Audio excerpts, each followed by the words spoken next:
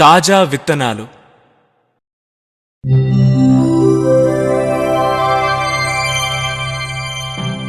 విజయనగరంలో భరత్, కుమార్ అనే ఇద్దరు స్నేహితులుండేవారు. భరత్ పొరుగురికి వెళ్లాలని నిర్ణయించుకున్నాడు. నేను పొరుగురు వెళ్లి రావడానికి కనీసం 1 ఏడాదైనా పడుతుంది. అంతవరకు నా డబ్బు ఎక్కడ దాచాలి? భరత్కి ఒక ఆలోచన వచ్చింది.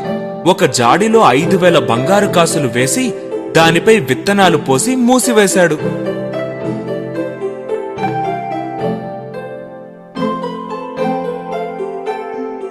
దాన్ని తీసుకుని కుమార్ ఇంటికి వెళ్ళాడు. రా భరత్, రా. ఎలా ఉన్నావ్? బావున్నాను. నువ్వు నాకు సాయం చేస్తావా?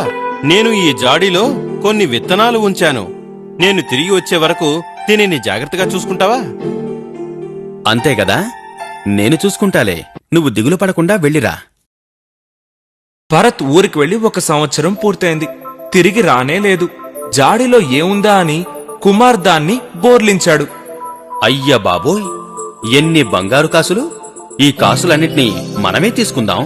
కాని నాతో ఒట్టి విత్తనాలే అని భరత్ చెప్పాడే. కుమార్ జాడీ నిండా విత్తనాలు పోసి మూసేశాడు. కొన్నాళ్ల తర్వాత భరత్ తిరిగొచ్చి తన జాడీ నిమ్మని అడిగాడు. అందులో కేవలం విత్తనాలే ఉండడం చూసి దిగ్భ్రాంతి చెందాడు. కుమార్, నా బంగారు కాసులన్నీ ఎక్కడా? నేను ఈ జాడీలోనేగా దాచిపెట్టాను. నాకదంతా తెలీదే. నువ్వు ఈ జాడీలో విత్తనాలుంచవని కదా చెప్పావు. అలాంటప్పుడు బంగారు కాసులు ఎలా వస్తాయి?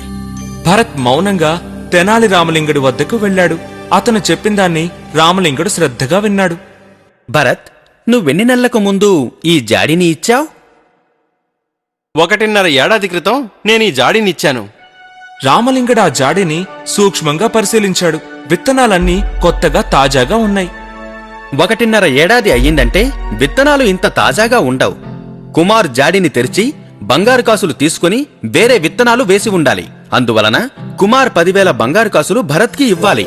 ఏం చేయాలో తెలియక కుమార్ తెల్ల ముఖం వేశాడు. అందులో 5,000 బంగారు కాసులు ఉన్నాయి, 10,000 కాదు. అలా రా దారికి. జాడీ తెరిచి బంగారు కాసులు కాజేసినందువల్లే కదా 5,000 కాసులని చెప్పావు. కుమార్ తను చేసిన పనికి సిగ్గుపడి భరత్కి 5,000 బంగారు కాసులు తిరిగిచ్చేశాడు. భరత్ తెనాలి రామలింగుడి తెలివితేటలు మెచ్చుకుని ధన్యవాదాలు చెప్పాడు.